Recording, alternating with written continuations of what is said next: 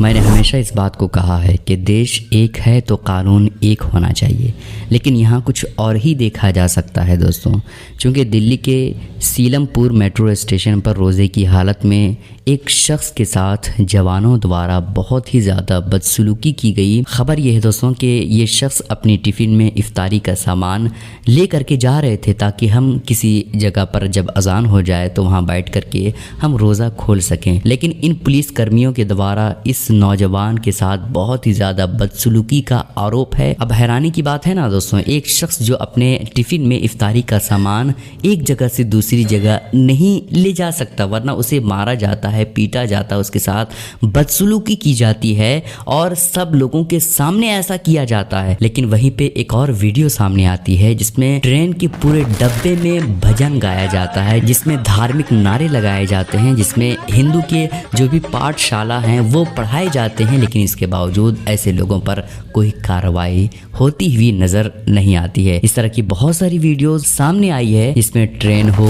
या दूसरी जगह जहां पर लोग बिल्कुल आसानी के साथ पूजा करते हैं, पाठ करते हैं, लेकिन अगर एक मुसलमान कहीं सुकून के साथ किनारे पे जाकर के नमाज अदा करता है तो उसके साथ मारा जाता है, पीटा जाता है और उसे जेल के अंदर बंद भी कर दिया जाता है। अब हद तो ये हो गई कि एक शख्स अपनी टिफ़िन में इफ्तारी का सामान भी नहीं ले जा सकता। खैर, आप इसके बारे में क्या कहेंगे हमें नीचे कमेंट करके ज़रूर बताइए। बहुत सारी कंपनियां ये दावा करती है कि हमारे प्रोडक्ट यूज़ करने से आपकी हाइट बढ़ जाएगी, आपकी लंबाई जो बहुत कम है, जो आप नाटे हैं वो आपकी लंबाई बढ़ जाएगी। और वो कंपनी पूरे दावे के साथ नहीं कहती है, लेकिन एक मार्केट में नया बाबा आया है जो ये फुल गारंटी के साथ सिर्फ एक मंत्र पढ़ रहा है जिससे हाइट बढ़ जाएगी। अगर आप बौने हैं तो आपकी हाइट बिल्कुल ऊंची हो जाएगी। बाबा अगर 2 फीट बोलेंगे तो आप 2 फीट ऊंचे हो जाएंगे, 2 फीट लंबे हो जाएंगे। अब पूरी दुनिया में जितने भी बौने, जितने भी नाटे हैं, उन्हें तो इन बाबा के पास आना चाहिए और दवाई और दूसरी चीज़ें इस्तेमाल ही करना बंद कर देनी चाहिए और इस बाबा के पास आना चाहिए। भाई एक फूक में जब ये बाबा आपकी हाइट बढ़ा सकता है तो इसके पास आने में क्या हर्ज है। अब हैरानी की बात है ना दोस्तों, कोई लॉजिक नहीं है, कोई मतलब इसमें दिमाग में आने वाली बात नहीं है, लेकिन इसके बावजूद ये बाबा ऐसी हरकतें करते हुए नजर आते हैं जो इंसान शर्म से झुक जाए। आजकल ऐसे और भी बाबा बहुत मिल जाएंगे जो आपको इसी दुनिया में 1000 अप्सराएं भी मिलवा देंगे। खैर, आप बात तो समझ ही गए होंगे और नीचे कमेंट करके इस बारे में आप जरूर बताइएगा। सबकी हाइट बढ़ रही है ना बाबा जी, मेरी भी बाबा जी इतनी। अच्छा ठीक, आंखें बंद। ओम। इनकी 2.5 से 3 इंच लंबाई बढ़ाने की स्मृति डाल दी जाए, इच्छा विचार से भर दी जाए। ओम। कह रही तो बढ़ानी पड़ेगी।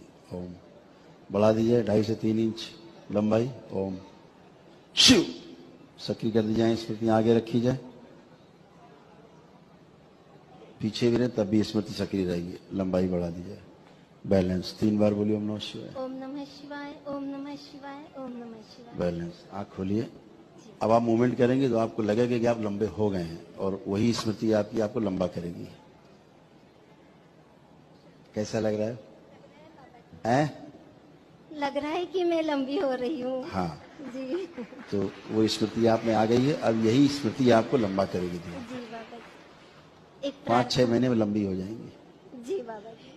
माशाअल्लाह, अल्हम्दुलिल्लाह। आज एक और गैर मुस्लिम इस्लाम को समझने के बाद, इस्लाम की हकीकत जानने के बाद इस्लाम में दाखिल हो गई। ये कोई नई खबर या एक तने तनहा खबर नहीं है जिसने इस्लाम को कबूल किया है, बल्कि ऐसे सैकड़ों खबरें सामने आई है और बहुत सारी खबरें हम तक नहीं पहुंच पाई जिसमें बहुत सारे लोगों ने इस्लाम को समझा और इस्लाम को कबूल कर लिया। ये कोई आम लेडी नहीं है, बल्कि एक पढ़ी लिखी खातून है जिसने इस्लाम को समझा, इस्लाम को पढ़ा, फिर इस्लाम को कबूल कर लिया। वो कहते हैं ना, इन्नद दीन इंदल्लाहिल इस्लाम, हमारे रब के नजदीक मजहब इस्लाम सबसे अच्छा मजहब है, सबसे बेहतरीन दीन है ना। आजकल मुसलमानों को दबाने वाले सैकड़ों की तादाद में हैं, लेकिन दबने से नहीं दबेगा, बल्कि जब इसकी हकीकत सामने आएगी तो सब लोग इसके पीछे आएंगे, सब लोग इस्लाम को कबूल करेंगे।